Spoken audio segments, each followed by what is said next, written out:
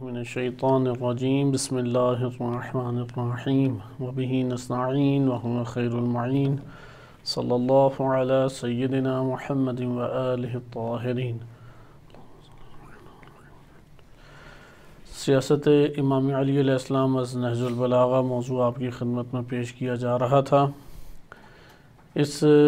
موضوع کے ضمن میں گزشتہ دروس میں ہم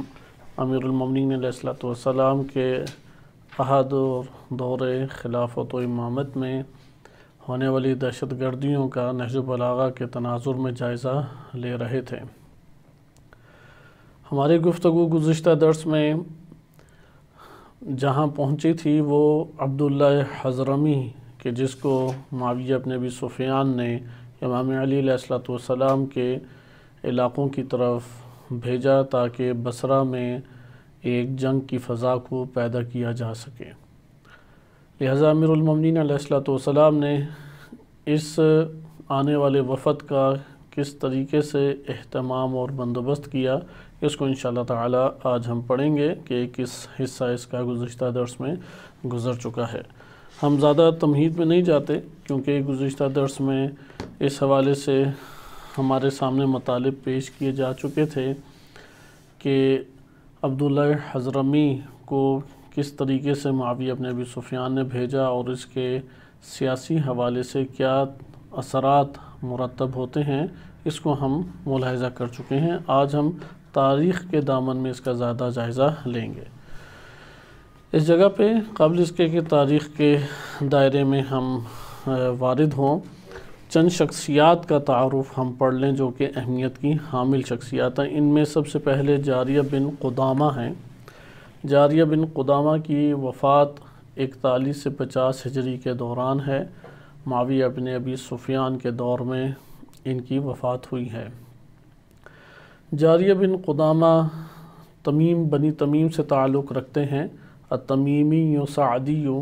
اور ابو ایوب یا ابو یزید ان کی کنیت تھی۔ لہو صحبتن کہ ذہبی نے ان کے بارے میں اپنی کتاب میں یہ درج کیا ہے تاریخ الاسلام میں کہ یہ صحابی تھے۔ اہل سنت تمام علماء رجال کا اتفاق ہے کہ جاریہ بن قدامہ صحابی رسول صلی اللہ علیہ وآلہ ہیں، اور ان سے نبی صلی اللہ علیہ وسلم کی ایک روایت بھی صحاح میں اور مسانید میں وارد ہوئی ہے، اہل سنت کتب میں، اور صحیح سند روایت وارد ہوئی ہے کہ یہ نبی صلی اللہ علیہ وسلم کی خدمت میں حاضر ہوئے اور انہیں نصیحت کا کہا تو آن حضرت صلی اللہ علیہ وسلم نے فرمایا لا تغضب، غضب ناک مت ہو، غضب نہ کرو، انہیں غصے سے اجتناب کرو، غصے سے پرہیز کرو۔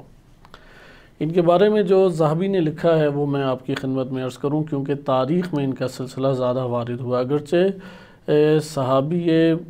اس حوالے سے بزرگ صحابی ہیں لیکن چونکہ امیر المومنین علیہ السلام کے خصوصی اصحاب میں ان کا شمار ہوتا تھا،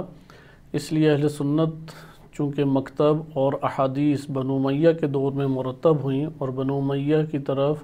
جو میلان رکھنے والے صحابہ و تابعین و تبع تابعین تھے انہی کے کلام کو زیادہ درج کیا گیا، اس لیے اس نوعیت کی بڑی شخصیات کا تعارف آپ کو اہل سنت میں کم ملے گا۔ ایک تو حدیثیں، فقط ایک حدیث ہے، جبکہ یہ صحابی ہیں نبی صلی اللہ علیہ وسلم کے تو یقیناً ان کے پاس ایک مجموعہ ہونا چاہیے۔ بہرحال ان افراد سے جیسا کہ ہم تمام بزرگ شخصیات میں اس عنصر کو مسلسل ملاحظہ کر رہے ہیں کہ جو امام علی علیہ السلام کے طرفدار اصحاب و تابعی تھے ان سے احادیث اہل سنت کتب میں بہت قلیل یا نہ ہونے کے برابر وارد ہوئی ہیں۔ جاریہ بن قدامہ کے بارے میں ذہبی تاریخ الاسلام میں لکھتے ہیں وَكَانَ بَطَلًا شُجَاعًا شَرِيفًا مُطَاعًا کہ انتہائی شجاع بہادر، بطل کہتے ہیں ہیرو کو، یعنی اپنے دور میں یہ ایک بڑی شہرت یافتہ شخصیت تھی۔ شجاعًا انتہائی شجاع اور بہادر تھے، شریفاً یعنی دینی حوالے سے اور قبیلے کے اعتبار سے باشرف افراد بھی شمار ہوتے تھے۔ مطاعن کے قبیلے والے ان کے پیچھے چلا کرتے تھے۔ من کبار امراء علی، امیر المومنین علیہ السلام کے بڑے کمانڈرز میں سے ان کا شمار ہوتا ہے، کیونکہ آج ہم انہی کا فوجی آپریشن انشاءاللہ تعالی ملاحظہ کریں گے کہ عبداللہ حضرمی جب آیا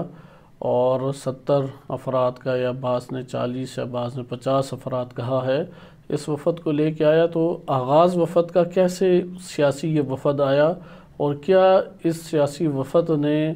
خطرناک ترین سازشی اعمال انجام دیے، اس کا تذکرہ انشاءاللہ تعالی ہم جاریہ بن قدامہ رضی اللہ عنہ کے تعارف کے بعد آپ کی خدمت میں پیش کرتے ہیں۔ اور ان کے خلاف فوجی آپریشن کرنے کی کسی میں ہمت نہیں ہو رہی تھی، لہذا امیر المومنین علیہ السلام نے اس عملیات کے لیے، یا اس عسکری آپریشن کے لیے، فوجی آپریشن کے لیے جاریہ بن قدامہ کا خود انتخاب کیا، اور جاریہ بن قدامہ نے بھی آگے بڑھ کے کہا کہ یا امیر المومنین علیہ السلام، میں اس مسئلے میں آپ کے لیے انشاءاللہ کافی ہوں گا، یعنی آپ کی امیدوں پہ پورا اتروں گا۔ بہرحال ہم ذہبی کے اس کلام کو پہلے کر لیں اختتام پذیر، اس کے بعد ہم تاریخ کی طرف آتے ہیں کہ وَشَهِدَ مَعَهُ صفین میں امیر المومنین علیہ السلام کے یہ ناصر اور مددگار رہے۔ ثم وفد بعدہ علی معاویہ مع ابن عمہ الاحنف، اور اس کے بعد معاویہ کے پاس ان کا ایک واقعہ ملتا ہے وفد کی صورت میں، اپنے یہ چچا زاد احنف بن قیس۔ بعض نے انکار کیا احنف بن قیس کہ یہ نہیں چچا زاد تھے، یعنی وہ ان کا کزن نہیں تھا۔ احنف بن قیس ایک بڑے سرداروں میں اس کا شمار ہوتا ہے، اور احنف بن قیس ان افراد میں سے کہ جس نے جنگ جمل میں امام علی علیہ السلام سے علیحدگی اختیار کر لی، 6000 افراد لے جا کے جدا ہو گیا کہ نہ حضرت عائشہ کا ساتھ دیا اور نہ امام علی علیہ السلام کا ساتھ دیا۔ احنف بن قیس بڑے بصرہ کے اندر جو ربیعہ ہے، ان کے بڑے سرداروں میں اس کا شمار ہوتا ہے، لیکن اس مسئلے میں اس نے کسی کا ساتھ نہیں دیا جنگ جمل کے دوران۔ تو احنف بن قیس اور جاریہ بن قدامہ آپس میں کزن چچا زاد تھے۔ اچھا، ذہبی پھر لکھتے ہیں کانا صفاکن فاتکن، انتہائی صفاک شخصیت تھے، کیونکہ بنو امیہ کو بڑا سخت وقت دیا، اور فوجی آپریشن جو جناب جاریہ بن قدامہ رضی اللہ عنہ نے کیا، اس کی وجہ سے دہشت گردی ایک قسم کی ختم ہو گئی، اور دہشت گردوں کے دلوں پہ دھاگ بیٹھ گئی۔ تو چونکہ اہل سنت کی کتب بنو امیہ کے دور حکومت سے انتہائی متاثر ہیں، اس وجہ سے ان کی شخصیت کے بارے میں ذہبی، حالانکہ صحابی رسول ہیں، بڑے صحابہ میں سے ہیں، لیکن کلمہ صفاک کا استعمال کریں، جو کہ یقیناً ایک بے احترامی ہے۔ وَيُدْعَى مُحَرِّقًا، جلانے والا ان کا لقب پڑ گیا، لأن معاویہ وجہ ابن الحضرمی، ابن حضرمی کو معاویہ نے بھیجا تھا الی البصرہ، بصرہ کی جانب، ینع عثمان ویستنفرہم، کہ حضرت عثمان کے قاتلین کے خلاف ابھارا جائے لوگوں کو، اور ایک دوبارہ میدان جنگ بصرہ کو بنایا جائے۔ تو وجہ علی جاریۃ ھذا، امیر المومنین علیہ السلام نے اس سازش کو ناکام کرنے کے لیے فوجی جو آپریشن ہے اس کا تمام کا تمام اختیار جناب جاریہ رضی اللہ عنہ کو دیا، اور پھر ابن حضرمی نے جہاں پناہ لی ہوئی تھی، فأحرق علیہ الدار، اس گھر کو جلا دیا، واحترق فیہا خلق، اور اس گھر میں ایک خلقت، بڑی خلقت جو ہے وہ جل کے ڈھیر ہو گئی۔ اور اس کے بعد بصر بن ارطاہ جب صفاکیت دکھاتے ہوئے حجاز مکہ مدینہ کی طرف آیا تھا، تو تب بھی امیر المومنین علیہ السلام نے جناب جاریہ رضی اللہ عنہ کو حکم دیا، اور جیسے ہی بصر بن ابی ارطاہ کو یہ پتہ لگا کہ جناب جاریہ آ رہے ہیں، تو وہ وہاں سے ہی فرار کیا، کیونکہ اسے خبر پہنچ چکی تھی کہ کس طرح سے عبداللہ بن حضرمی کا جلا کے فوجی آپریشن کامیاب کیا ہے۔ اس وجہ سے فوراً بصر بن ابی ارطاہ نے وہاں سے فرار کیا۔ تاریخ کے دامن میں چند واقعات ہمارے سامنے آتے ہیں کہ جنگ جمل میں بھی شرکت کی تھی، اگرچہ ذہبی نے یہ بات نہیں لکھی، لیکن تاریخی کتب میں یہ محفوظ ہے کہ جنگ جمل میں بھی جناب جاریہ بن قدامہ رضی اللہ عنہ نے شرکت کی، اور ان کی شرکت کے واقعے کو بڑی بڑی اہل سنت کی کتب نے لکھا ہے، کیونکہ جب ام المومنین حضرت عائشہ جنگ جمل میں تشریف لائیں تو اس وقت قریب آئے، یعنی وہ وقت تھا کہ جب جنگ جو ہے وہ جنگ جمل اصغر، آپ جانتے ہیں کہ امیر المومنین علیہ السلام کے لشکر کو اس میں شکست دی گئی اور زبردستی پکڑ کے عثمان بن حنیف رضی اللہ عنہ کو نکال دیا گیا تھا۔ تو اس وقت جنگ جمل اصغر اسے تعبیر کیا جاتا ہے۔ اس کے بعد جو مورد آیا تھا وہ مورد جنگ جمل اکبر کا ہے، اور جنگ جمل اکبر کی جہاں تک بات ہے تو اس میں امیر المومنین علیہ السلام کو نصرت عنایت ہوئی اللہ سبحانہ وتعالی کی طرف سے۔ جنگ جمل اکبر یعنی وہ جو آخری جنگ جسے آپ کہہ سکتے ہیں کہ اپنے اختتام کے اوپر پہنچ رہی تھی، اور حضرت عائشہ کی اونٹنی کو گھیرا جا چکا تھا اور کوئی راہ اب باقی نہیں تھی کہ بچا جا سکے، لیکن حضرت عائشہ وہ جنگ کو ختم کرنا نہیں چاہ رہی تھیں۔ تو اس وقت بنی ازد والے اور بنی ضبہ یہ دو قبیلے تھے جو اونٹنی کے گرد سختی سے قدم جما کے کھڑے ہو گئے، اور پے در پہ ان کی گردنیں اڑ رہی تھیں، اور حضرت عائشہ وہ خود اس منظر کو دیکھ رہی تھیں، لیکن اس کے باوجود انہیں ثابت قدم رہنے کا حکم سنا رہی تھیں۔ اس مورد میں جاریہ بن قدامہ رضی اللہ عنہ وہ آگے بڑھے اور انہوں نے حضرت عائشہ کو یہ بات بتائی کہ جس کو تاریخ نے بھی ذکر کیا ہے کہ حضرت عائشہ کی اونٹنی کے پاس آئے اور ان کو، یا یہ اس سے پہلے کا واقعہ بھی ہو سکتا ہے، بعد کا بھی ہو سکتا ہے، کیونکہ جنگ کی صورت میں اس قدر طولانی جو گفتگو ہے اس کا ہونا ظاہری طور پہ ایک مشکل امر ہے، لیکن ہم مختصر اگر آپ اس کو دیکھیں، کیونکہ اسے تاریخ میں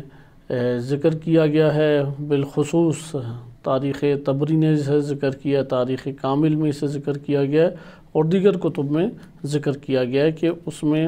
حضرت عائشہ کی اونٹنی کے پاس آ کے حضرت عائشہ کو مخاطب ہو کے کہا کہ آپ کو اللہ تعالیٰ نے ایک عزت اور توقیر عنایت کی تھی،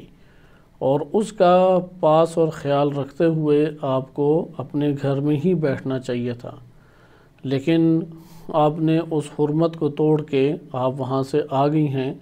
اور اس میں بہتری یہی ہے کہ آپ یہاں سے واپس چلے جائیں۔ میں خلاصہ آپ کی خدمت میں بیان کر رہا ہوں، یہ دیگر کتب میں بھی واقعہ وارد ہوا ہے۔ اور پھر یہ بیان کیا کہ جب آپ کے خلاف کوئی جنگ کر رہا ہے تو پھر وہ آپ کے قتل سے بھی دریغ نہیں کرے گا، اس لیے جب وہ قتل سے دریغ نہیں کرے گا تو اس میں بہتری یہی ہے کہ یہ جس ملعون اونٹنی کے اوپر، کہ اس اونٹنی کو انہوں نے ملعون کہا حضرت جاریہ بن قدامہ رضی اللہ عنہ نے، اور کہا اس ملعون اونٹنی کے اوپر جو آپ بیٹھ کے آ گئی ہیں یہاں سے ہی آپ کو واپس چلے جانا چاہیے، اور یہ سب سے بہترین عمل ہوتا۔ لہٰذا آپ نے ملاحظہ کیا کہ امیر المومنین علیہ السلام کے ساتھ ان کے قلب اور ان کے عمل اور ثابت قدمی ہمیشہ باقی رہی ہے۔ یہ ایک واقعہ جنگ جمل کا ہمیں ملتا ہے۔ اس کے علاوہ اگر ہم تاریخ اٹھا کے دیکھیں، کیونکہ ابھی ہم زیادہ تاریخ میں وارد نہیں ہوتے، ان کی شخصیت زیادہ تر آئی ہی تاریخ کے دامن میں ہے، ان کا نام احادیث کی دنیا میں کم آتا ہے، جیسے عرض کیا کہ اہل سنت نے ان سے نقل نہیں کی، اور امیر المومنین علیہ السلام کی احادیث ان کے ذریعے سے مکتب تشیع کی کتب میں زیادہ پہنچی نہیں ہیں، یعنی یہ میدان جنگ کے بنیادی طور پہ فرد شمار ہوتے تھے، اور امیر المومنین علیہ السلام کے ساتھ بڑے پرخلوص طریقے سے یہ رہے ہیں۔ دوسرا جو واقعہ ہمارے پاس ہے، یعنی جو امام علی علیہ السلام کے پاس خدمات انجام دینے کے علاوہ ہے، وہ واقعہ یہ ہے کہ امام حسن مجتبی علیہ السلام کی خلافت کے لیے جب امیر المومنین علیہ السلام شہید ہو گئے تو لوگوں کو ابھارنے والے یہی شخصیت تھی، بالخصوص کوفہ اور مکہ اور مدینہ میں یہ شخصیت تھی۔ اسی طرح بصر بن ابی ارطاہ نے جب اپنے پیچھے اپنا نائب اب حضرت ابو ہریرہ کو بنا دیا تو تب یہ دوبارہ مکہ مدینہ لوٹے اور لوگوں کو دوبارہ امیر المومنین علیہ الصلوۃ والسلام کی طرف مائل کرنے والی یہی شخصیت تھیں۔ یہ واقعہ جو ابھی ہم پڑھ رہے ہیں تاریخ کے دامن میں اور نہج البلاغہ میں خطبہ نمبر 117 وارد ہوا ہے، یہ خطبہ در حقیقت جاریہ بن قدامہ رضی اللہ عنہ ہی کے حوالے سے وارد ہوا ہے، جس کو ابھی آپ نے مختصر طور پہ ملاحظہ کیا۔ پس اہل سنت کتب میں ان کے بارے میں احادیث وارد ہوئی ہیں۔ نمبر 2، جنگ جمل میں امام علی علیہ الصلوۃ والسلام کا انہوں نے آگے بڑھ کے ساتھ دیا، جنگ نہروان میں، جنگ صفین میں، تمام جنگوں میں یہ رہے، یہاں تک کہ جب دہشت گردیوں کا دور آ گیا اور سب لوگوں نے نگاہیں چرا لیں اور لوگ جو ہیں وہ اپنے گھروں میں بند ہو جاتے تھے خوف کی وجہ سے، تو یہ آگے بڑھے جناب جاریہ بن قدامہ رضی اللہ عنہ، اور انہوں نے اس مشکل وقت میں امیر المومنین علیہ الصلوۃ والسلام کا ساتھ دیا۔ اور پھر جب یہ وقت آیا کہ امام علی علیہ الصلوۃ والسلام کی شہادت کے بعد امام حسن مجتبیٰ علیہ الصلوۃ والسلام کی بات آئی خلافت کی، تو تب بھی یہی آگے بڑھے اور لوگوں کو بار بار اس کے اوپر ابھارا کہ یہ امام حسن مجتبیٰ علیہ الصلوۃ والسلام کی خلافت کی راہ ہموار کی۔ یہ تو ہمارے پاس ان کا ایک تعارف ہو گیا جاریہ بن قدامہ بن مالک التمیمی رضی اللہ عنہ کا، اور حضرت عائشہ کے ساتھ سخت کلام بھی آپ نے ملاحظہ کیا، اور اہل سنت میں جو ایک روایت نبی صلی اللہ علیہ وسلم کی صحیح سند طرق سے آئی ہے وہ بھی آپ نے ملاحظہ کی۔ اب ہم اس کے بعد آگے وارد ہوتے ہیں بصرہ کے حالات کی طرف۔ بصرہ ایک اہمیت کا حامل اسٹریٹجی کے طور پہ امام علی علیہ الصلوۃ والسلام کے دور حکومت میں انتہائی اہمیت کا حامل ایک شہر تھا، جس کے ماتحت اکثر بیشتر پورے ایران کا حصہ آ جایا کرتا تھا، یعنی یہ مرکزی شہر تھا۔ امام علی علیہ الصلوۃ والسلام نے جناب عبداللہ بن عباس رضی اللہ عنہ کو ادھر کا حاکم اور والی بنایا تھا، اور جناب عبداللہ ابن عباس نے زیاد بن ابی کو اس میں امام علی علیہ الصلوۃ والسلام سے سفارش کی کہ یہ انتہائی زیرک، دانا اور تیز فہم و فراست کا مالک ہے، لہذا اس کو آپ میرے ساتھ حکومتی امور میں شامل فرمائیں۔ امیر المومنین علیہ الصلوۃ والسلام نے جناب ابن عباس کی سفارش کے اوپر انہیں اجازت دی اور بیت المال کا پہلے نگران بصرہ کے اندر زیاد بن ابی کو قرار دے دیا گیا۔ یہ وہ دور ہے کہ ابھی معاویہ بن ابی سفیان کے ساتھ زیاد ملحق نہیں ہوا تھا، کیونکہ زیاد بن ابی یہ وہی شخص ہے کہ معاویہ کے ساتھ امام علی علیہ السلام کی البتہ شہادت کے بعد، امام علی علیہ السلام کی شہادت کے بعد یہ معاویہ بن ابی سفیان کے ساتھ ملحق ہوا، اور حجاج سے پہلے شیعان علی بن ابی طالب علیہ السلام کو سب سے زیادہ قتل اسی شخص نے کیا۔ چونکہ بصرہ میں یہ عبداللہ ابن عباس کی وجہ سے ایک اثر پیدا کر چکا تھا، اس لیے ہمیشہ بصرہ پھر اسی کے ماتحت جب تک وہ زندہ رہا قرار دیا گیا، اور اس کے بعد اس کے بیٹے عبداللہ ابن زیاد العین کو بصرہ کی حکومت بنو امیہ نے دے دی۔ اور جب یزید نے دیکھا کہ کوفہ میں نعمان بن بشیر، جس کا تذکرہ آپ پہلے پڑھ چکے ہیں، وہ حالات کو قابو نہیں کر پا رہا، تو اسے معزول کر کے اسی عبیداللہ ابن زیاد کو کوفہ کا والی اور حاکم یزید نے بنا دیا تھا۔ تو بہرحال بصرہ میں ابتدا ابن عباس کے ذریعے سے زیاد بن ابی کی ہوئی۔ تو زیاد بن ابی کے دور میں بصرہ چونکہ ایک بڑی جگہ، مرکزی جگہ تھی، اور خود سوچیں اس دور میں آدھا جو ملک ایک قسم کا بنتا ہے، یعنی 30% آپ کہہ لیں، وہ ایران کے اوپر مشتمل ہے، اور وہ پورا کا پورا علاقہ وہ بصرہ کے ماتحت آتا تھا، اور زیاد بن ابی کو ابن عباس اپنا نائب بنا کے جاتے تھے۔ اگرچہ ابن عباس جب خود بصرہ میں موجود ہوں تو اس مقام پر ان کو بیت المال، زیاد بن ابی کو بیت المال کی نگرانی دی تھی، اور امام علی علیہ السلام نے اس کی کرپشن اور خیانت پہ اس کی پکڑ بھی کی، اور چونکہ اس نے مال واپس لوٹا دیا تھا اس لیے اسے چھوٹ دے دی، کیونکہ گواہ تو اس طرح مقرر نہیں تھے کہ جنہوں نے گواہی دی ہو کہ عدالت میں وائلہ زیاد بن ابی پہ حد جاری ہوتی۔ امیر المومنین علیہ السلام کے جاسوسوں نے خبر دی کہ یہ کرپشن کر رہا ہے بیت المال کے امور میں، تو امام علیہ السلام نے اس کو تنبیہ کی، اس تنبیہ کی وجہ سے یہ سنبھل گیا۔ ہم نہج البلاغہ میں سابقہ دروس میں یہ تفصیلی زیاد بن نبیہ کا واقعہ پڑھ چکے ہیں۔ بس بصرہ میں ابھی جو ہم تاریخ مطالعہ کرنے لگے ہیں اس میں بصرہ کے حکام کے بارے میں تھوڑی توجہ آپ کو رکھنا ہوگی کہ امام علی علیہ السلام نے بصرہ جیسے حساس ترین علاقے کے اوپر حاکم جناب عبداللہ بن عباس کو بنایا تھا۔ عبداللہ بن عباس نے زیاد بن ابی کی سفارش کی اور امام علی علیہ السلام نے وقتی طور پہ 38 ہجری کو، یہ شہادت سے 2 سال پہلے کی بات ہے، 38 ہجری کو ابن عباس کی سفارش کو قبول کیا اور بیت المال کا نگران اسے مقرر کر دیا کہ ایران کے اندر جو بیت المال کے امور ہیں ان کی یہ نگرانی کرے۔ یہ سخت گیری بھی کیا کرتا تھا اور معاویہ بن ابی سفیان کی طرف اس کا رجحان بھی بہت زیادہ تھا، اور معاویہ بھی جانتا تھا کہ اس کو کس طریقے سے اپنی طرف راغب کرنا ہے، لہذا امام علی علیہ السلام نے اپنے دور حکومت میں ہی اس کو پھر ایک مکتوب لکھا اور بتایا کہ معاویہ یہ چاہ رہا ہے کہ تم کو اپنا بھائی قرار دے کے اپنے ساتھ ملحق کریں، کہ سابقہ دروس میں ہم یہ تفصیل پڑھ چکے ہیں کہ اس کی ماں سمیہ تھی جو ایک بدکار اور زانیہ، معروف زانیہ تھی۔ تو ابو سفیان کے ساتھ معروف واقعہ جو تاریخ کامل میں بھی آیا ہے اور دیگر کتب تاریخ طبری اور دیگر جگہوں پر بھی وارد ہوا ہے کہ پوری رات وہ اس کے محضر میں رہی اور ابو سفیان نے اس کے ساتھ زنا کیا، جس کے نتیجے میں اب نطفہ ٹھہرا۔ اب اس کے اوپر تھا کہ کس کا بیٹا ہے۔ ابو سفیان اس میں آخری فرد تھا کیونکہ اس سے پہلے یہی خاتون سمیہ یہ کئی افراد کے 2-3 افراد کے ساتھ اسی عمل زنا میں مشغول رہ چکی تھی، لہٰذا اسے زیاد بن ابی کا نام دیتے ہیں کہ اس کا باپ مجہول ہے، زیاد جو اپنے باپ کا بیٹا ہے۔ تو معاویہ بن ابی سفیان نے آخری امام علی علیہ السلام کے شہادت سے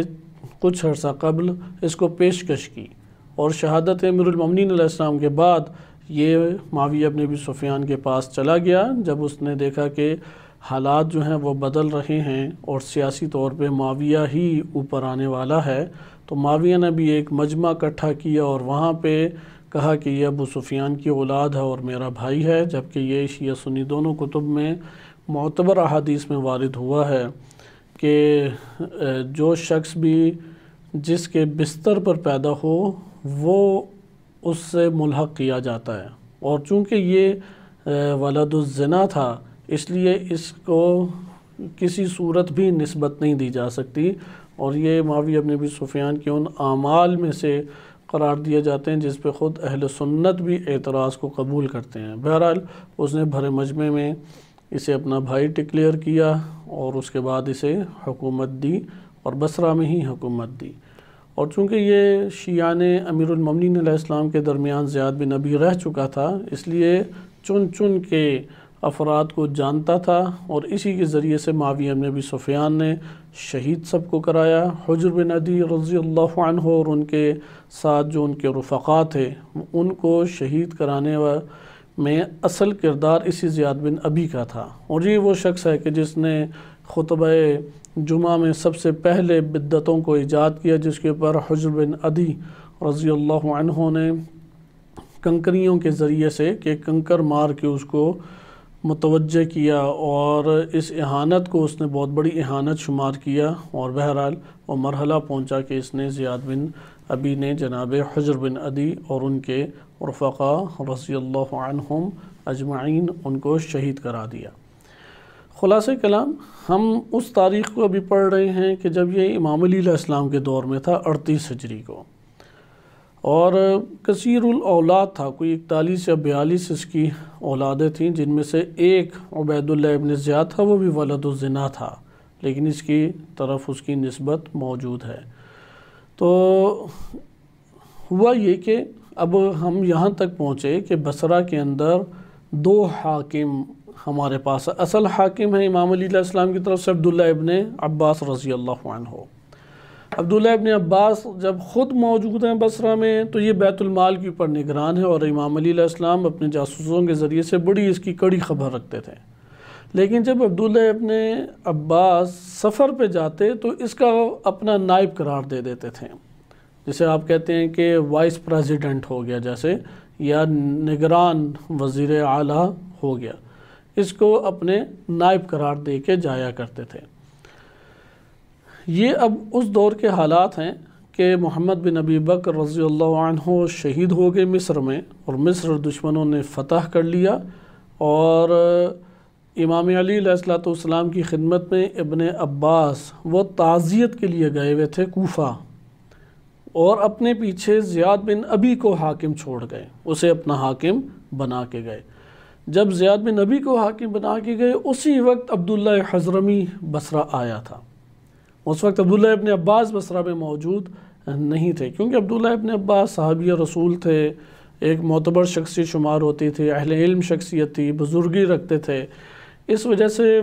بصرہ کے قبائل ان کا احترام کرتے تھے، اس لیے ان کے لیے حالات کو سنبھالنا آسان تھا، اتنی جلدی خراب نہ ہوتے۔ لیکن وہ محمد بن ابی بکر رضی اللہ عنہ کی تعزیت کے لیے امام علی علیہ السلام کی خدمت میں کوفہ گئے ہوئے تھے، اور اپنے پیچھے عارضی طور پہ نائب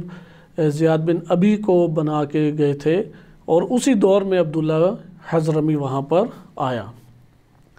اچھا، یہ ایک ہمارا دوسرا پہلو جاری بن قدامہ کے تعارف کے بعد یہ دوسرا ہمارے پاس ایک اہم ٹاپک ختم ہوا کہ کیا بصرہ کی حکام کے اعتبار سے سچویشن تھی۔ تیسری اس میں تاریخ کو سمجھنے کے لیے ہمارے پاس نقطہ موجود ہے کہ قبائل کس طریقے سے آباد تھے۔ بصرہ کے حوالے سے ہم ایک تفصیلی گفتگو قبائل کے موضوع کے اوپر کر چکے ہیں جب جنگ جمل کا آغاز تھا۔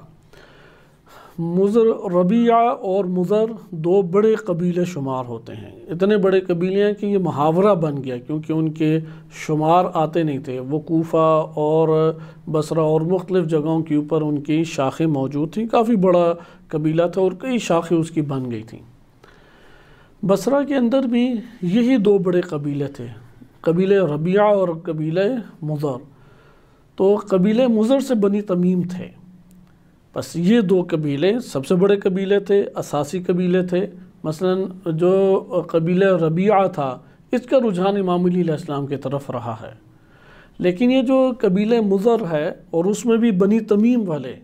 یہ امیر المومنین علیہ السلام کے حمایتی نہیں رہے۔ لہٰذا مضر والے جو تھے انہوں نے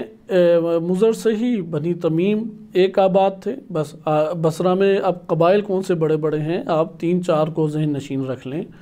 کہ ایک بڑا قبیلہ قبیلہ ربیعہ ہے، کیونکہ قبائل کا بڑا ہونا ان کی عسکری و فوجی طاقت اور مال و اسباب کی کثرت کے اوپر دلالت کرتا ہے، کیونکہ اس دور میں اپنی حفاظت خود کرنا پڑتی تھی، تو ہر قبیلے کو ایک حد تک پوری عسکری اپنی مختصر سی فورس تیار کر کے رکھنا پڑتی تھی، اور پھر مختلف زراعت اور تجارتوں کے ذریعے سے قبائلیت کا سسٹم تھا، سردار ہوا کرتے تھے، لہٰذا اس کو محکم کرنے کے لیے وہ خود کوششیں کرتے، اور قبائل کی اس طور پہ ایک حمیت بھی زیادہ تھی، یعنی آپس میں باہمی تعلق بہت زیادہ ہوا کرتا تھا۔ تو قبیلہ ربیعہ ایک بڑا قبیلہ تھا جس کے سردار تھے احنف بن قیس، اور اسی طرح ان کے سرداروں میں سے ایک شخصیت ہے خود یہ جاریہ بن قدامہ سعدی۔ اس کے مقابلے میں قبیلہ مضر اور اس کی ایک شاخ بنی تمیم ہے۔ بنی تمیم میں جو بڑی شخصیات ہیں ان میں سے ایک ہے شبث بن ربعی۔ شبث بن ربعی کا بھی ہم تیزی سے ایک تذکرہ پڑھ لیتے ہیں، البتہ قبائل کا مختصر تعارف آپ کے سامنے عرض کر دیا جائے۔ انہی میں ہیں ایک بنی ازد والے، اور انہی میں ایک ہے بنی ضبہ۔ بنی ازد جو ہیں انہوں نے جنگ جمل میں حضرت عائشہ کا ساتھ دیا تھا۔ اسی طرح بنی تمیم والوں میں بھی زیادہ تر حضرت عائشہ کے ہی فالورز موجود تھے اور انہی کے پیرو موجود تھے۔ جو ربیعہ قبیلہ تھا یہ امام علی علیہ السلام کی طرف مائل تھا، لیکن احنف بن قیس 6000 اپنے فوجی لے کے جدا جنگ جمل میں ہو گئے، اس لیے ربیعہ بھی پورے طریقے سے امام علی علیہ السلام کے ہمراہ نہیں تھا۔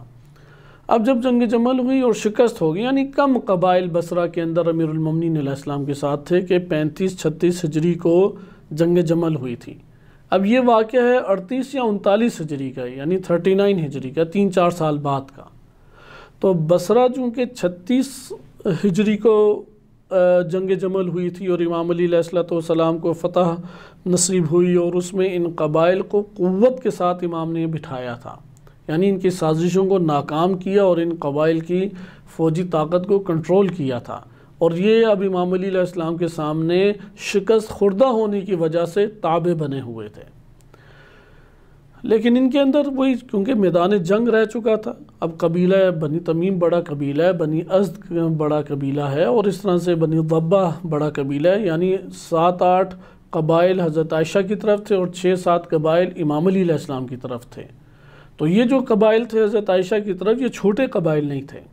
لیکن یہ جنگ میں ناکامی کے بعد اب دب کے زندگی بسر کر رہے تھے۔ اب ہوا یہ کہ جب مصر معاویہ بن ابی سفیان کے ہاتھ میں آ گیا اور مصر کا حاکم عمرو بن عاص کو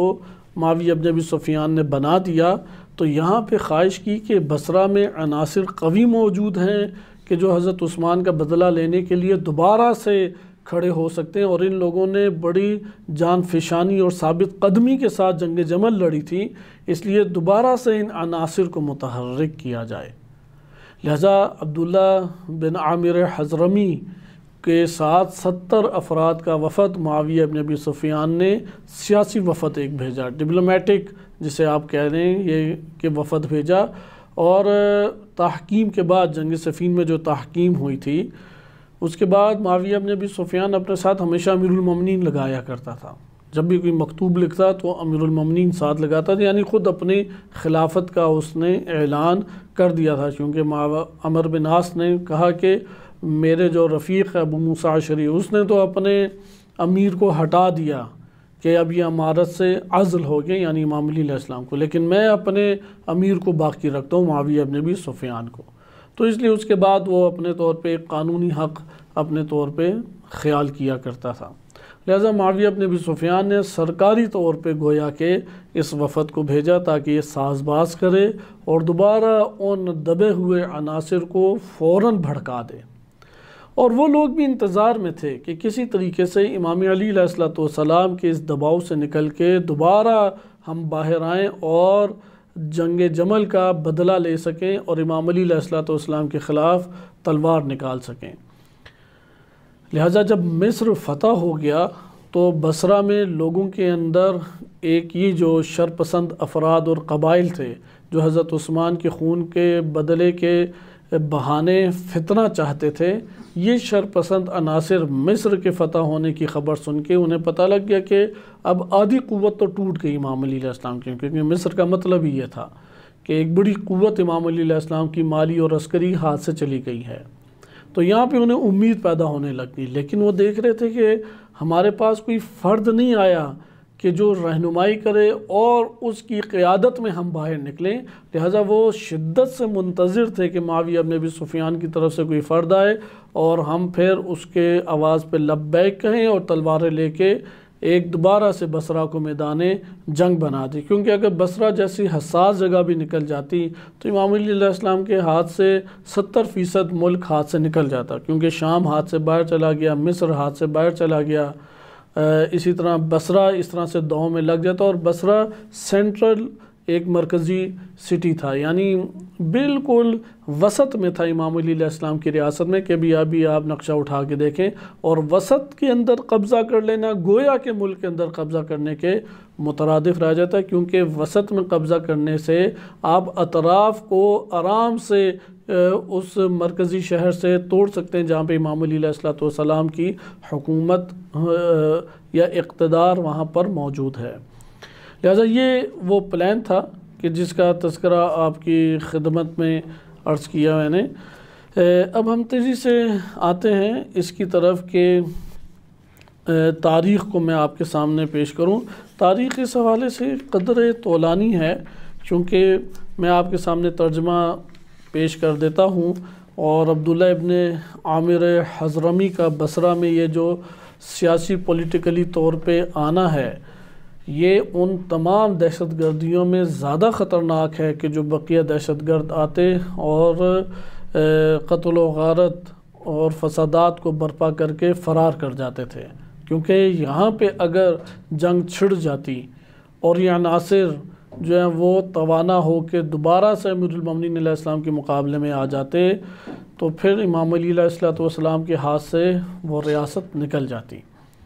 عبداللہ بن عامر حضرمی جب آیا کتنا کامیاب ہوا تو ابھی ہم یہ پڑھیں گے، تقریباً 90% وہ کامیاب ہو گیا تھا، 90% کامیاب ہو گیا تھا۔ یہ تو جاریہ بن قدامہ رضی اللہ عنہ ہیں کہ وہ آئے اور انہوں نے شدت کے ساتھ اس کو پھر دبا دیا، اور امیر المومنین علیہ السلام بار بار لوگوں کو ابھار رہے ہیں کہ نکلو ان کی طرف جاؤ، لیکن لوگوں میں سے کوئی بھی آگے نہیں بڑھتا تھا اور گھبراہٹ کا شکار ہو کے دوبارہ اپنے گھر میں دبک کے بیٹھ جاتے تھے۔ جب خوف کی فضا ایک معاشرے میں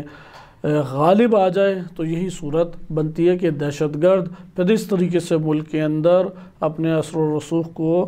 قائم اور جماتے ہوئے چلے جاتے ہیں۔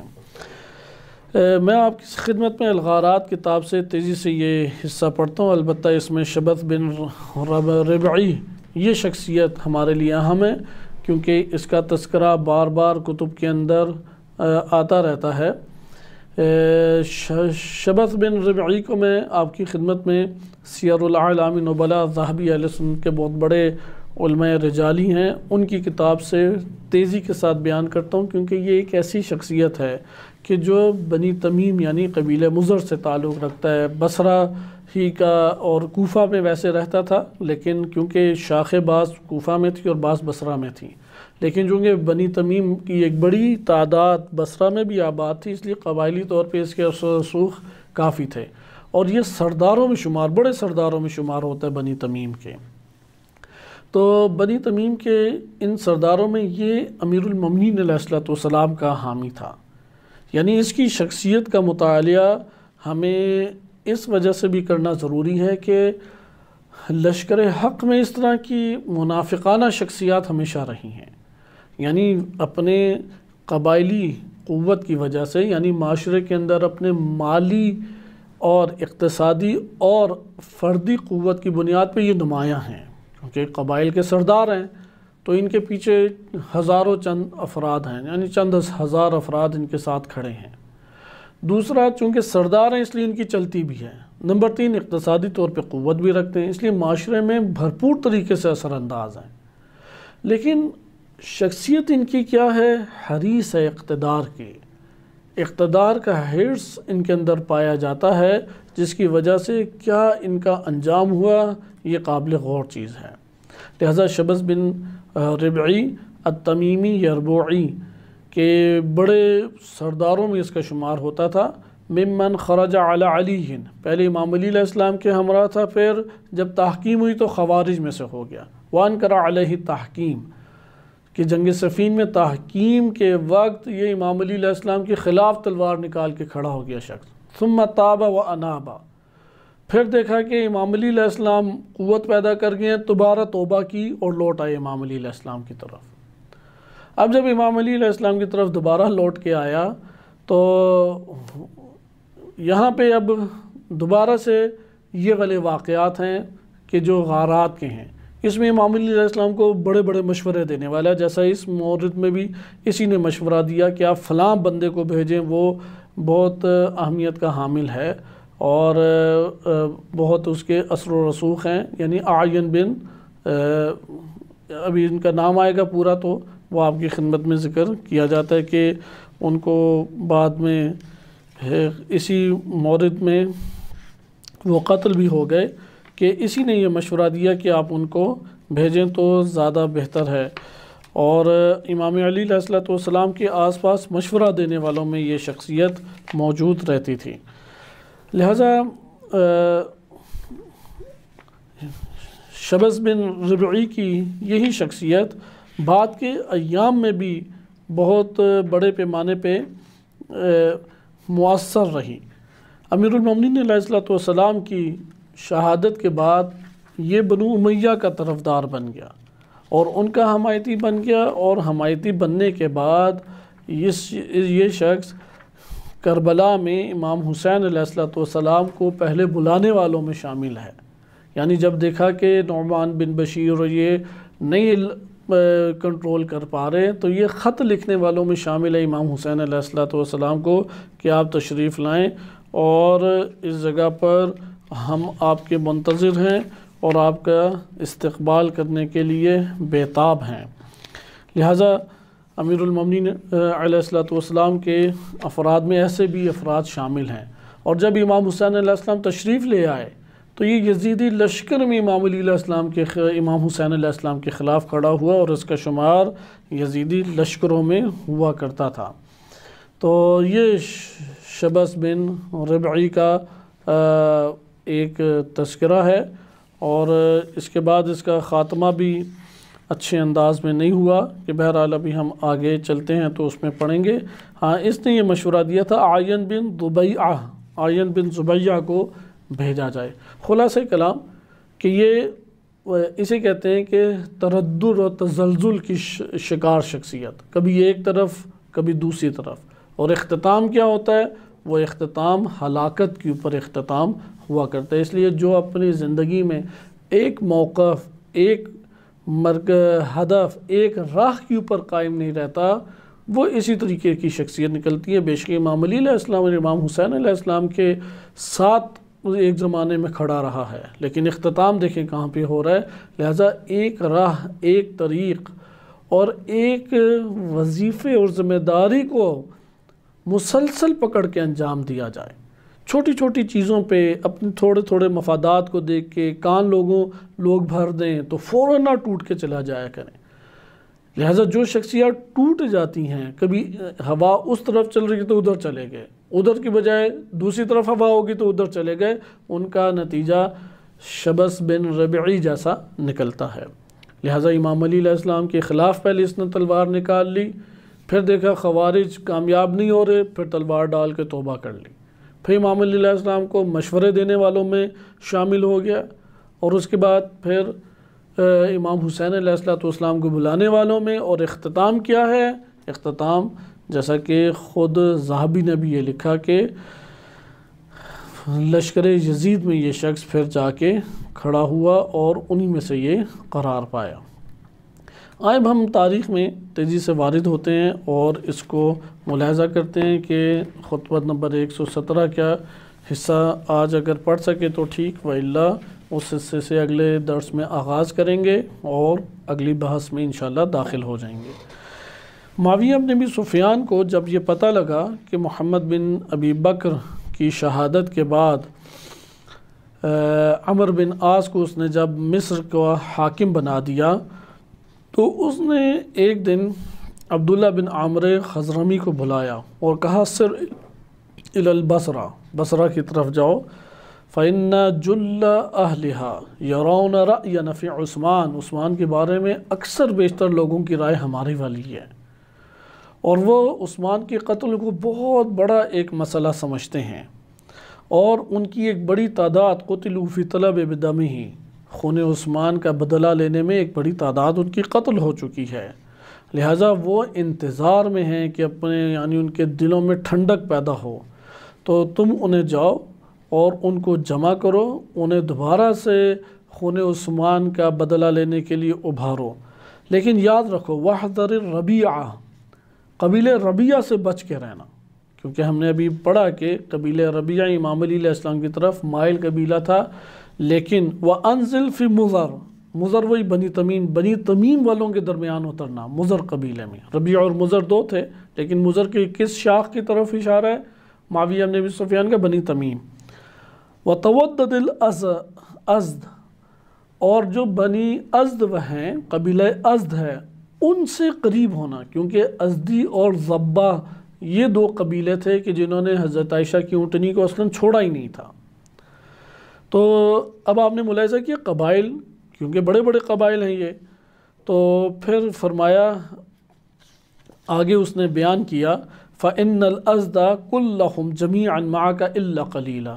بنی ازد والے، قبیلہ ازد سارے کے سارے تمہارے ساتھ ہیں سوائے تھوڑے سے لوگوں کے، تو ہمارے مخالفین کے اوپر تمہیں اللہ تعالیٰ جو ہے وہ غلبہ دے گا۔ تو عبداللہ بن عامر حضرمی نے بھی آگے بڑھ کے معاویہ کو کہا انا سہمک فی کنانتک، میں تیرے ان کمانوں میں ایک تیر ہوں، تیرے یہ جو ترکش پڑے ہوئے ہیں، یہ جو تیر تم نے چلانے ہیں، ان تیروں میں میں ایک تیر ہوں، اور تم ماضی میں بھی میرا تجربہ کر چکے ہو، اور جنگوں میں بھی مجھے دیکھا ہے کہ میں دشمنوں پہ بھاری ہوں اور تمہارا پشت پناہ ہوں، اور جو قاتلان عثمان ہیں ان کے حوالے سے مجھے ہمیشہ اپنا پشت پناہ پاؤ گے۔ یعنی بڑی ایک حماسی گفتگو معاویہ بن ابی سفیان کے ساتھ عبداللہ حضرمی نے کی۔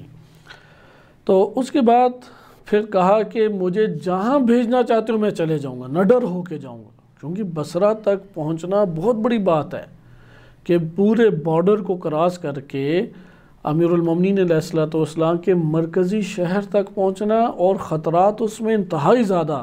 لیکن وہ دیکھیں کیسے اپنی جان معاویہ کے ہاتھ ہتھیلی کے اوپر رکھ رہا ہے۔ عبداللہ حضرمی کہتا ہے وجہنی الیہ متی شئت، جب چاہو گے، آدھی رات ہو، صبح ہو، دوپہر ہو، جس وقت تم چاہو گے میں وہاں پہ جانے کے لیے آمادہ ہوں۔ دیکھیں کس طریقے سے اپنے آپ کو، امام علی علیہ السلام کے افراد اور ان کے اصحاب لشکر والوں کو دیکھیں، اور ادھر معاویہ بن ابی سفیان کی طرف آپ نگاہ اٹھا کے دیکھیں۔ تو معاویہ نے کہا اخرج غداً انشاءاللہ، کل کے دن تم انشاءاللہ نکل جاؤ۔ اسے پھر خدا حافظ کا ہاتھ کو اس کے پکڑے رکھا، یہاں تک کہ پھر وہ آہستہ آہستہ نکل گیا۔ لیکن جب رات ہوئی، اب دوپہر کے ٹائم نکلا تھا کہ اس نے پہنچنا ہے بصرہ، یقیناً چند دن کا راستہ بنتا ہے، تو معاویہ اپنے اصحاب کے ساتھ بیٹھا، یتحدثون اس مسئلے کے اوپر، یعنی ایک میٹنگ بلائی اس نے، میٹنگ میں گفتگو ہو رہی ہے۔ تو معاویہ نے انہیں کہا کہ فی ای منزل ینزل القمر اللیلہ، آج کی رات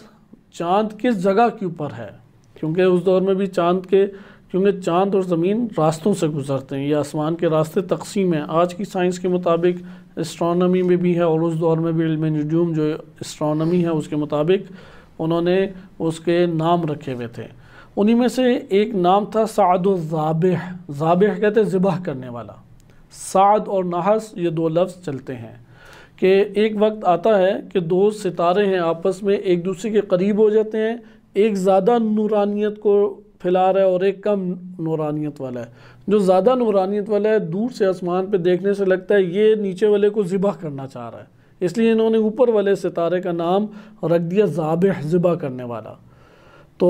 معاویہ نے پوچھا کہ چاند آسمان پہ جو ہے وہ اس وقت کس منزل یعنی کس نوعیت کا وہ ہے دن؟ تو انہوں نے کہا کہ آج رات سعد الذابح ہے، یعنی یہ والا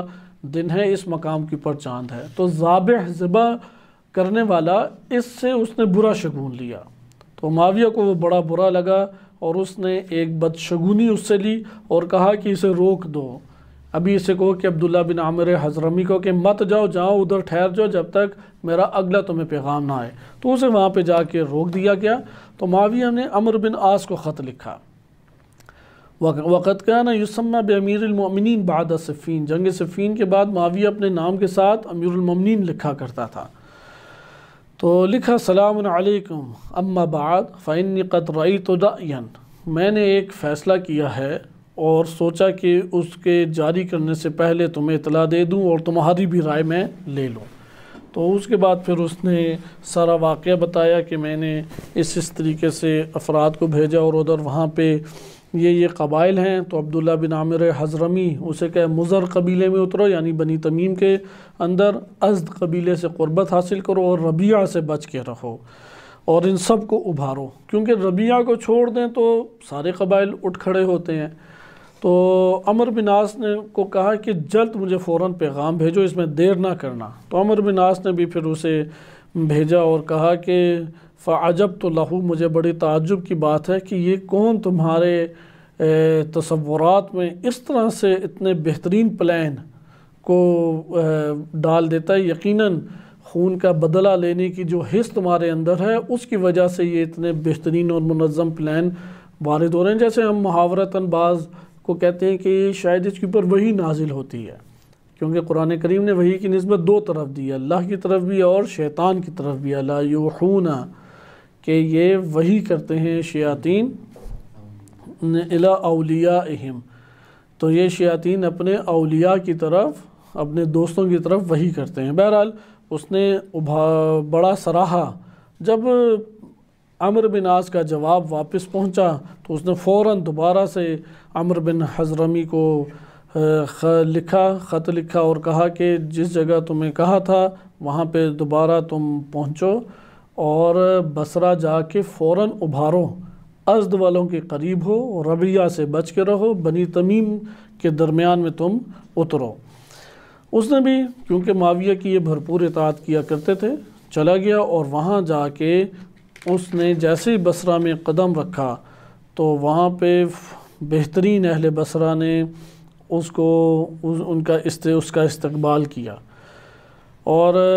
عبداللہ حضرمی نے بھی وہاں پہ فوراً پیغام پہنچایا۔ البتہ جب وہ جا رہا تھا راستے میں، کیونکہ عمر بن محسن بیان کرتے ہیں کہ میں اس کے ساتھ تھا راستے میں، تو ہم نے دیکھا کہ ایک ٹوٹے ہوئے سینگ والا ہرن پاس سے گزرا ہے،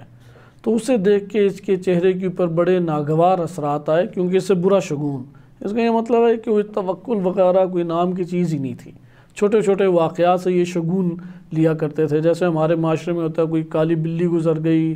یا آج جو ہے وہ بار بار چیزیں گر رہی ہیں، یا آنکھ پھڑپھڑا رہی ہے،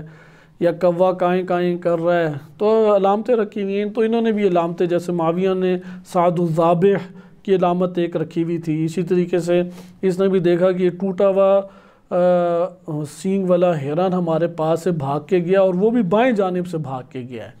تو اس سے بڑی اس نے ناگواری کا ایک احساس کیا۔ البتہ وہ پھر عمرو بن محسن کہتا ہے کہ ہم بصرہ میں بنی تمیم کے پاس گئے، جیسا اس نے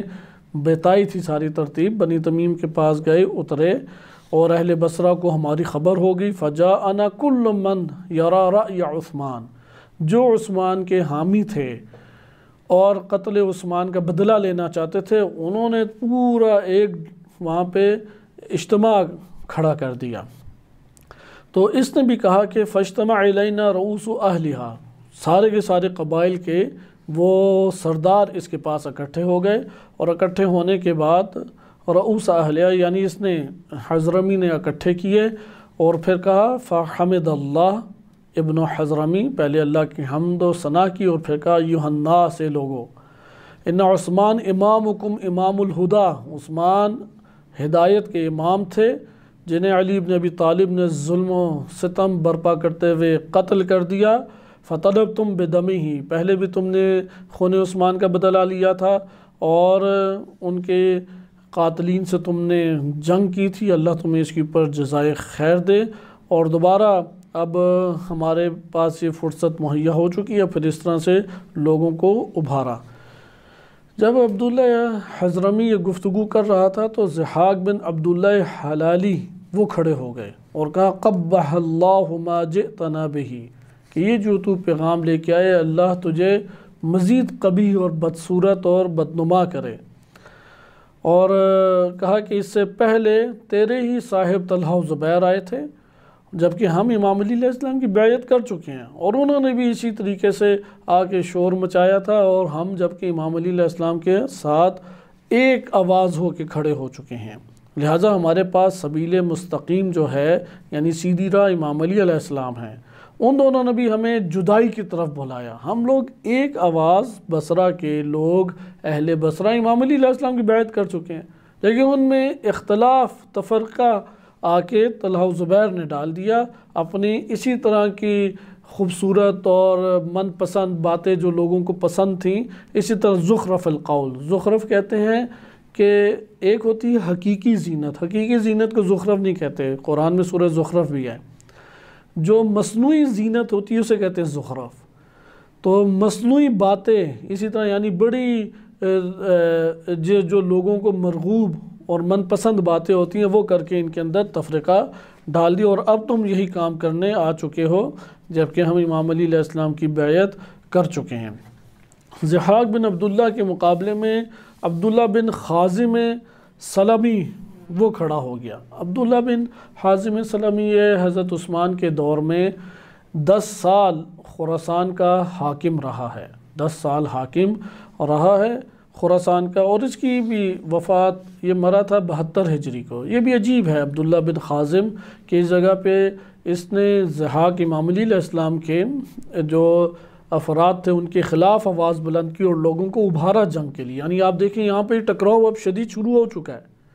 کہ عبداللہ بن خازم اب کون ہے؟ والی خراسان رہا ہے حضرت عثمان کے دور میں، بعض نے اسے صحابی بھی کہا ہے، اور 10 سال حاکم رہا ہے۔ اور اس کے بعد جب یزید کا تختہ الٹ گیا اور زبیری آ گئے تو یہ زبیریوں کے ساتھ جڑ گیا، اور عبداللہ ابن زبیر نے اس کو خراسان کا حاکم بنا دیا۔ اب جب زبیریوں سے ٹکراؤ ہوا عبد الملک بن مروان کا، تو عبد الملک بن مروان نے اس کو بہت کہا کہ میرے ساتھ مل جاؤ، لیکن اس نے نہیں مانی، اور عبد الملک بن مروان کے خلاف ہی رہا، یہاں تک کہ مصعب بن زبیر کا سر کاٹ کے اس کے پاس بھیجا، اور اس نے غسل دیا اور نماز جنازہ پڑھائی مصعب بن زبیر کی، یہ عبداللہ خازم نے۔ اور جب عبد الملک بن مروان صحیح طریقے سے قدم جما گیا تو خراسان والوں نے پکڑ کے اسے قتل کر دیا۔ تو یہ انجام آخر میں ہوتا ہے، یہ جو امام علی علیہ السلام کے خلاف دیکھیں کھڑا ہو رہا ہے یہ شخص۔ تو یہ بھی چونکہ بصرہ سے تعلق رکھتا تھا، اور عبداللہ بن خازم وہ کھڑا ہوا اس کا اسکت، اس نے کہا کہ خاموش ہو جا، ضحاک کو کہا فَلَسْتَ بِأَهْلٍ أَن تَتَكَلَّمْ فِي الْأَمْرِ الْعَامَّ، کہ ان باتوں میں تیرا کیا عمل دخل ہے، تو اپنی زبان اس حوالے سے بند رکھ۔ اور آگے وہ بڑھا اور ابن حضرمی کے ہاتھ میں گویا کہ اس نے بیعت کی اور کہا کہ نحن یدک، کہ ابن حضرمی ہم تیرا ہاتھ ہیں، ہم یعنی ہم تیرے بازو ہیں، و انصارک، اور ہم تیرے مددگار ہیں، والقول ما قلت، جو تو نے کہا وہی ہوگا، کہ دوبارہ کھڑے ہیں عثمان کا بدلہ لینے کے لیے، اور ہم آمادہ ہیں، ہماری تلواریں تیرے ساتھ ہیں۔ اس طرح سے پھر آگے وہ تذکرہ ہے کہ بقیہ ہم ترک کرتے ہیں۔ اچھا یہ سننا تھا تو عبد الرحمن بن عمیر بن عثمان قرشی وہ کھڑے ہوئے اور کہا عباد اللہ ان لم ندعوکم الی اختلاف الفرقہ، اے اللہ کے بندو اختلاف اور گروہ بندی اور فرقہ واریت سے بچ کے رہو، ہم نہیں چاہتے کہ دوبارہ سے قتال اور جھگڑا اور اسی طرح گالم گلوچ شروع ہو۔ تو بہرحال اس طرح سے یہ آواز ایک دب گئی، لیکن اکثر بیشتر بصرہ کا ماحول کس کے ساتھ ہو گیا؟ وہ ابن حضرمی کے ساتھ ہو گیا۔ لہٰذا پھر معاویہ کا اس نے خط پڑھ کے سنایا کہ اس نے کہا محلاً محلاً، ایک منٹ ٹھہر جو آرام سے، اسمعوا لہذا الکتاب الذی یقرأ علیکم، اس خط کو غور سے پڑھو، یہ جو نامہ تمہارے پاس آیا ہے یہ پڑھ کے سنایا جا رہا ہے۔ پھر اس نے معاویہ کا وہ خط کھولا اور آغاز اس طرح تھا بسم اللہ الرحمن الرحیم من عبد اللہ، اللہ کے بندے معاویہ امیر المومنین، جو معاویہ امیر المومنین کی طرف سے ہے، الی من قرئ علیہ کتاب ھذا من المؤمنین والمسلمین من اہل بصرہ، اہل بصرہ، اہالی بصرہ کے مومنین اور مسلمین کے نام ہیں، سلام علیکم، ان اما بعد فإن سفک الدماء بغیر حلها، دیکھو بے گناہ خون کو بہا دیا گیا ہے، جس کا قتل اللہ تعالیٰ نے جس نفس کا قتل حرام قرار دیا تھا اس کا قتل کیا گیا ہے، اور واضح طور پہ ہلاکت اور واضح طور پہ جو نقصان ہے وہ ہماری طرف آ رہا ہے۔ اللہ تعالیٰ ان لوگوں کو قبول نہ کرے کہ جنہوں نے بے گناہ اس نفس کا خون بہایا ہے۔ پھر اس طرح سے آگے اس کی باتیں کہ اسے ہم ترک کرتے ہیں کہ خلاصہ کلام جب یہ بصرہ کے لوگوں نے سنا تو یہاں پہ ان میں بڑی ہلچل پیدا ہوگی اور جوش و خروش کے آثار دکھائی دینے لگ گئے کہ تھوڑا سا یہ طولانی ہے، وہ بقیہ چیزیں ترک کر دیں، وہی اس نے لوگوں کو ابھارا اور بڑی مظلومیت خلیفہ سوم کی ظاہر کی۔ اب اس جگہ پہ احنف بن قیس جو تمیم کے سردار تھے، یہ احنف بن قیس جو ہیں، معذرت یہ پہلے میں نے عرض کیا کہ یہ ربیعہ کے سردار ہیں، ربیعہ نہیں بنی تمیم ہی کے سردار ہیں، کیونکہ بنی تمیم بنی ازد یہ قریب قریب تھے، ربیعہ کے سردار نہیں تھے۔ احنف بن قیس ان کے سامنے جب یہ پڑھا گیا تو انہوں نے وہی کہا کہ نہ میرے اونٹنی حاضر ہے اور نہ میرا گھوڑا حاضر ہے، اس جنگ میں کسی قسم کا شریک نہیں ہوں گا۔ تو یہ آپس میں اب باتیں لوگوں کی چل رہی ہیں، اور پھر معاویہ کو خط اس نے لکھا اور بتایا کہ کیا کیا مراحل ہم طے کر چکے ہیں اور کس کس طریقے سے لوگ ہماری طرف آ چکے ہیں اور فضا ایک قائم ہوگی۔ اور معاویہ نے بھی پھر اس کو بڑا سراہا اور بڑی اس کی تعریفیں کی ابن حضرمی کی۔ تو ابن حضرمی پھر بنی تمیم میں ہی رہا، چونکہ احنف بن قیس کا آپ ابھی پڑھ چکے ہیں کہ 6000 افراد کا یہ لشکر لے کے امام علی علیہ السلام کے خلاف نہ لڑا، نہ حضرت عائشہ کا ساتھ دیا، یعنی بے طرف ہو کے یہ رہا۔ تو اس کی امام علی علیہ السلام کے ساتھ گویا کہ دل نہیں تھے۔ تو ابن حضرمی جو ہیں یہ ایک طرح ابن حضرمی نے بنی تمیم کے پھر سرداروں کو بلایا اور ان کو کہا کہ اس حق کی راہ میں میرا ساتھ دو اور میری مدد کرو۔ تو جو بصرہ میں امیر تھا وہ اس ٹائم پہ یعنی امام علی علیہ السلام کی طرف سے حاکم و ابن عباس تھے۔ ابن عباس چونکہ تعزیت کے لیے گئے ہوئے تھے تو اپنے پیچھے زیاد بن ابی کو چھوڑ گئے تھے۔ تو اب زیاد بن ابی کو خطرہ لاحق ہوا، اس نے دیکھا کہ ازدی بھی قریب آ رہے ہیں، فضا جو ہے وہ بگڑ چکی ہے، بنی تمیم والے وہ اس کے درمیان یہ بنی تمیم کے بیٹھا ہوا ہے۔ تو یہاں پہ اس نے خطرے کا احساس کیا اور اپنے طور پہ کوشش شروع کی، اور جو بڑے سردار تھے ازدی قبیلے کے بڑے سردار میں ایک صبرہ بن شیمان ازدی تھے۔ صبرہ بن شیمان ازدی یہ وہی شخص ہے کہ جس نے جنگ جمل میں حضرت عائشہ کا ساتھ دیا تھا۔ تو زیاد بن ابی کو اب ڈر تھا کہ اگر یہ بھی بڑا سردار بنی، یعنی کیونکہ قبائل جو ہیں وہ سرداروں کے فیصلوں پہ چلتے تھے، یہی وجہ ہے کہ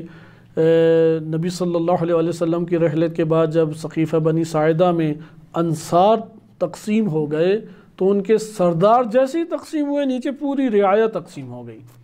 تو اسی طرح سے یہاں پہ بھی یہ مسئلہ تھا کہ سرداروں نے فیصلہ کرنا ہے، تلواریں لے کے وہ نکل کھڑے ہوں گے۔ تو یہاں پہ زیاد نے کوشش کی کہ صبرہ بن شیمان اسدی کو اپنے ساتھ ملایا جائے، لیکن اس سے پہلے ابن حضرمی اس نے پیشکش کر دی اور کہا کہ یا صبرہ انت رأس قومک، تم اپنے قوم کے سردار ہو اور عربوں میں ایک بہت بڑے سرداروں میں تمہارا شمار ہوتا ہے، اور تم ان افراد میں جو پہلے خلیفہ عثمان کے خون کا بدلہ لے چکے ہو، تمہاری رائے ہماری رائے ایک ہی ہے، لہذا تم میری مدد کرو اور میرے ساتھ تم آگے بڑھو۔ تو اس نے کہا ان انت اتیتا، اگر تم میرے پاس آتے ہو، یعنی یہ اب صبرہ بن شیمان ابن حضرمی کو کہہ رہا ہے، اور میرے گھر میں آتے ہو تو میری نصرت جو ہے موجود ہے۔ تو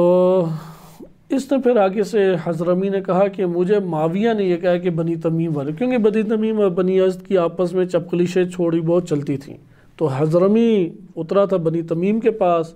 اور یہ صبرہ ہے ازد کے پاس۔ تو صبرہ نے کہا ٹھیک ہے تم آ جاؤ میرے گھر میں، میرے پاس بنا لو، تو میری تلواریں میری مدد تمہارے ساتھ ہیں۔ تو کہا کہ امیر المومنین معاویہ نے، حضرمی نے یہ کہا، عبداللہ حضرمی نے،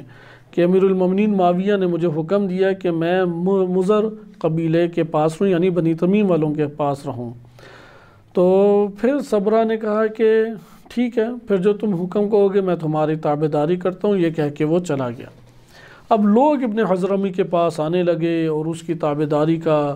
اقرار کرنے لگے، اور زیاد کو خوف لاحق ہو گیا، اور دارالامارہ یعنی وہی جو پارلیمنٹ نما جگہ ہوتی ہے بصرہ میں، وہاں پہ اس نے کو خطرہ لاحق ہوا کہ یہ گھس کے مجھے مار نہ دیں۔ تو اس نے حسین بن منظر اور مالک بن مسمع سید ربیع ہیں، یعنی سردار ربیعہ تھے، ان دونوں کو بلایا اور ان سے کہا کہ امیر المومنین علیہ السلام کے تم لوگ انصار اور ان کے شیعہ ہو اور قابل اعتماد ہو، تو یہ جو شخص جو عبداللہ حضرمی ادھر سے آیا ہے اس کے خلاف تم میری مدد کرو۔ تو مالک بن مسمع نے کہا، جو قبیلہ ربیعہ کے سرداروں میں سے ہے، کہ میں اس مسئلے میں غور و فکر کر کے جواب دوں گا۔ اب آپ دیکھیں کہ ایک قبیلہ رہ گیا، اس کا سردار بھی امام علی علیہ السلام کے حوالے سے پیچھے ہو رہا ہے، کیونکہ بنی تمیم، بنی ازد، بنی ضبہ اور دیگر قبائل جو ہیں وہ حضرمی کو لبیک کہہ رہے ہیں۔ لیکن حسین بن منظر نے کہا کہ میں تمہارے ساتھ ہوں، تم جہاں پہ ہوگے ہم تمہارا ساتھ نہیں چھوڑیں گے۔ لیکن ایک بندے کے کہنے سے نتیجہ نہیں نکلتا، لہٰذا اس نے پھر صبرہ بن شیمان ازدی کو کہا۔ تو اس نے یہ جملات کہے کہ تم سردار ہو اور بیت المال میرے پاس مسلمانوں کی امانت ہے اور مدد چاہیے، تو اس نے یہ کہا کہ ٹھیک ہے تم اپنا سارا بیت المال میرے طرف لے آؤ۔ زیاد بن ابی نے دارالامارہ پارلیمنٹ خالی کی اور زبرہ بن شیمان کے قبیلے میں منتقل ہو گیا تاکہ بیت المال حد اقل بچ سکے، اور فوراً جناب عبداللہ ابن عباس کو خط لکھا اور بتایا کہ یہ ساری چیزیں ہو چکی ہیں۔ معاویہ نے بھیجا ہے عبداللہ حضرمی کو، اور وہ بنی تمیم کے پاس ٹھہرا ہے اور جنگ کے لیے خوب اس نے آمادہ کر لیا لوگوں کو، اور لوگ بھی اس کے پاس بڑا ایک گروہ جو ہے وہ اکٹھا ہو چکا ہے۔ بیت المال میں نے فی الحال ازدی قبیلے میں صبرہ بن شیمان کے گھر میں منتقل کیا ہوا ہے، تو ڈر یہ ہے کہ اب محل یعنی دارالامارہ خالی پڑا ہے، ادھر تو یہ قبضہ کر لیں گے، تو جلد کوئی میرا وظیفہ امام علی علیہ السلام متعین کریں اور ادھر فوج بھیج کے کنٹرول کیا جائے۔ تو امام علی علیہ السلام کو یہ خبر ابن عباس نے سنائی اور امیر المومنین علیہ السلام نے اب لوگوں کو ابھارنا چاہا۔ اب امام علی علیہ السلام لوگوں کو ابھارے اور ان میں سے کوئی فرد نکلتا نہیں تھا، جیسا کہ آپ نے خطبہ نمبر 117 کا آغاز اس طریقے سے ملاحظہ کیا کہ امیر المومنین علیہ السلام نے لوگوں کو جمع کیا اور انہیں جہاد پر آمادہ کرنا چاہا، تو لوگ دیر تک چپ رہے۔ تو آپ علیہ السلام نے فرمایا تمہیں کیا ہو گیا، کیا تم گونگے ہو گئے ہو؟ ایک گروہ نے کہا اے امیر المومنین اگر آپ چلیں تو ہم بھی آپ کے ہمراہ چلیں گے۔ اس پر امیر المومنین علیہ السلام نے پھر دل ملا کر یہ خطبہ دیا کہ وہ انشاءاللہ اب اگلے ہفتے ہی ہم پڑھ سکیں گے، لیکن یہاں پہ یہ مسئلہ کھڑا ہو گیا کہ کون اس کے خلاف نکلے، کیونکہ بڑا جم گھٹا ابن حضرمی اکٹھا کر چکا ہے، قبائل اس کے ہمراہ ہو چکے ہیں۔ تو یہاں پر اب آگے زیاد بن ابی نے اگرچہ پناہ لی، تو ادھر بنی تمیم اور بنی ازد کی آپس میں باتیں شروع ہو گئیں۔ آخر میں یہ بات رہ گئی، یعنی آخری نتیجہ میں آپ کی خدمت میں عرض کر رہا ہوں کہ بقیہ انشاءاللہ تعالیٰ اب اگلے اس میں ہم چلیں گے، درس میں پڑھیں گے، کہ آخر میں یہ بات رہ گئی کہ بنی تمیم اور بنی ازد زیاد بن ابی مدد کے لیے جس سے کہتا انہوں نے ہاتھ کھینچ لیا۔ انہوں نے کہا کہ ہم نہ ان کی طرف ہیں نہ آپ کی طرف ہیں، اس لیے ہم اس جنگ میں اور ان امور میں نہیں پڑیں گے، اور ہم آپ سے اس مسئلے میں معذرت خواہ ہیں، لہٰذا ہم اس مسئلے میں کسی کا ساتھ نہیں دے سکتے۔ امام علی علیہ السلام کی طرف سے پھر پہلی شخصیت جو آئی تھی وہ اعین بن ضبیعۃ المجاشعی تھے، کہ یہ جب آئے بصرہ میں تو انہوں نے ازد والوں کو تمیم والوں کو اپنے ساتھ ملانا چاہا، دونوں نے امام علی علیہ السلام کے بھیجے ہوئے اس نمائندے کی بات قبول کرنا انکار کر دیا اور کہا کہ ہم اپنی عسکری اور مالی اور قبائلی جو مدد ہے اور نصرت ہے وہ آپ کو نہیں دے سکتے۔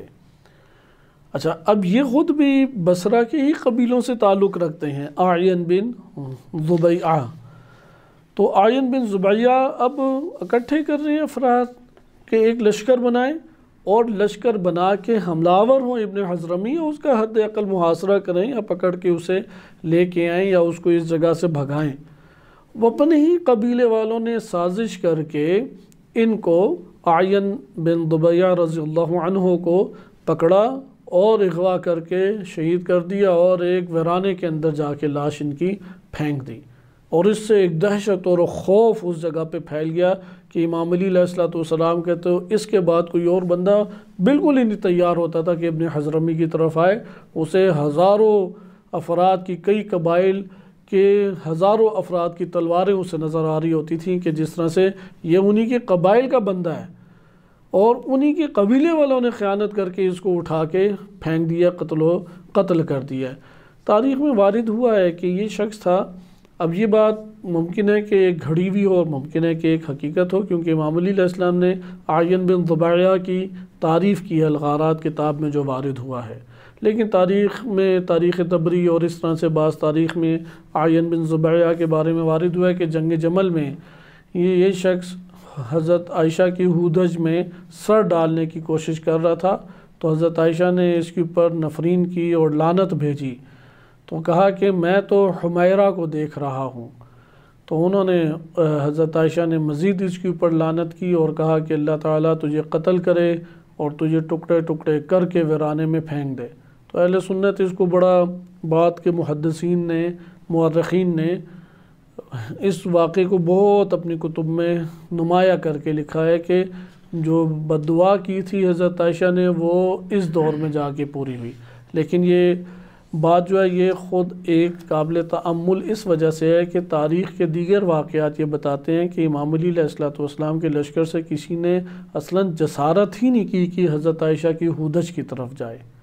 بلکہ امام علی علیہ السلام نے محمد بن ابی بکر رضی اللہ عنہ کو بھیجا۔ انہوں نے جب ہاتھ ڈالا اور کپڑوں پہ حضرت عائشہ کے لگا تو فرمایا کہ میں آپ کا بھائی ہوں۔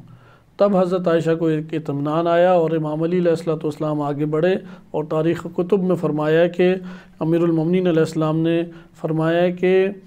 کیف انت یا امہ، کہ ماں آپ کیسی ہیں؟